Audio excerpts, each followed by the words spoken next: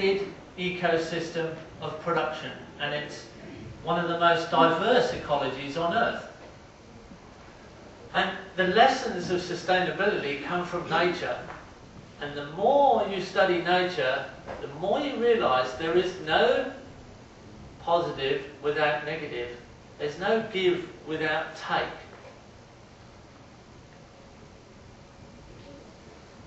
Everything you look at comes out as a balance.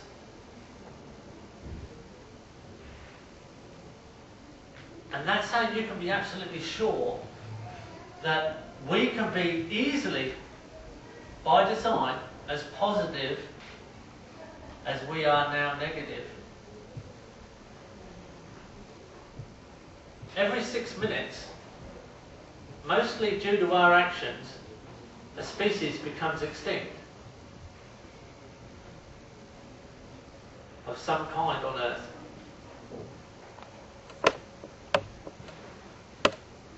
How easy is it for you to imagine that every 6 minutes we could be speciating a new species and enriching the planet by our actions?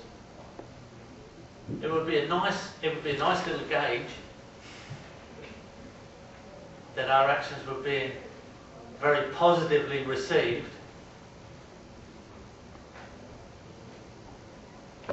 Every year we erode by our agricultural response, which is one of the biggest effects on Earth, the way we provide our food. It's our largest energy consumer. If you look at the peak oil figures, everybody in the Western world is responsible for 10 barrels of oil to feed themselves, or feeding ourselves in industrial agricultural techniques consumes 10 barrels of oil.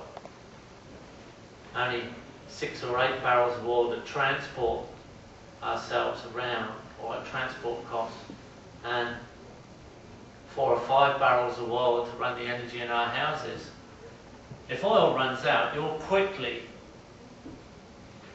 stop worrying about the energy your house consumes and your transport systems.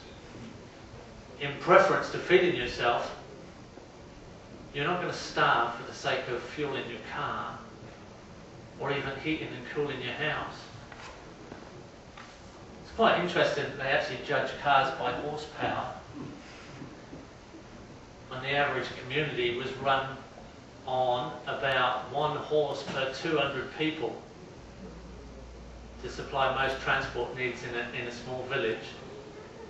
So a village of 700 people on average had about 3.5 horses.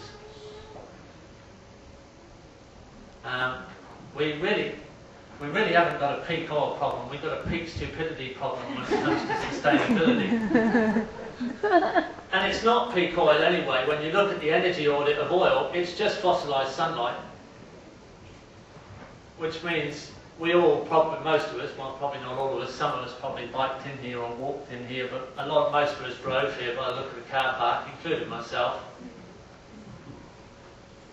And we drove here on an enormous amount of fossilised sunlight. If we drove for half an hour, we probably drove on about 100 years of sunlight shining on 1 acre of forest. Or 1 year of sunlight shining on 100 acres of forest. So what did we do in that half an hour? We spent that sunlight time. So we cheated time. You can't keep cheating it. And especially if it runs out and you don't know how to live in real time or design your life in real time. It doesn't make life any worse, doesn't make life a hardship. It actually improves the quality of life if you understand the environment you live in. If you have a deep understanding of the environment you live in, you can consider yourself very wealthy. In fact, something very interesting happens when you start to interact with meaningful design with an aim towards true sustainable living. Life and time seems to expand. And I don't think you can put a value on that. That's probably one of the most valuable things someone could give you. How would you like more time alive? How would you like time to feel like it was longer? can you buy that in a bottle? No, I think it's actually an evolution in thinking. I think we're in an evolution state, a tipping point. Unfortunately, we're pushed to it. The climate change issue seems to have really pushed the tipping point over. I've worked as a designer since 1983, when I took the course I now teach. It was 1991 before I started teaching myself, and some of the people I teach now become teachers much quicker. So the infection of permaculture has increased its potency, which it should, because we have examples on the ground. And since 1991, I've taught in over 25 countries now. And there are some incredible results out there in some countries. Some countries take us on very quickly. They're not stuck in stigmas of alternative living. They don't understand what that even means. They're not stuck with bureaucracies and governments that don't allow people to move and act.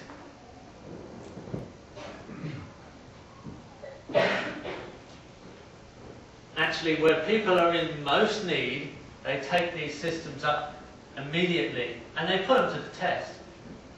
Because where people are in most need and they're not drowning in technology, they actually are responsible for their actions by what they do today feeds their family tomorrow. So as soon as they put it into action, they know whether it works or not. They know whether it's making life easier. They're not masked by the gadget world. Although many people in the third world are moving that way very quickly, quicker than anybody has before. And interestingly, some of the places in the world that we have been working that you wouldn't think of sustainability being a big issue seem to be moving the fastest right now. I couldn't tell you all the stories of all the places we've worked and all the good times and bad times, the emotions that we've experienced and places that we've worked with people and seen things happen, like I say, good and bad. Suffer from nightmares on the ceiling sometimes. But right now, what I find very interesting is that the Middle East is moving very fast towards a sustainable design future. I've been working in the Middle East since 1999, and in 2003 I taught a course to the Ministry of Agriculture in Jordan. Jordan has no resources. Jordan does not have any oil. In fact, it has the worst water scenario in the world per capita. But in the last year, the interest has picked up right through the Persian Gulf and the Gulf states that are some of the richest countries on earth. In fact, we finish this course here and fly straight out to Qatar. Qatar is the richest country on earth per capita. From oil and gas, fossil fuels. And they're moving at an incredible rate towards sustainable design. The governments of the fossil fuel rich countries are actually looking at spending their wealth now on demonstrating the ultimate in sustainability.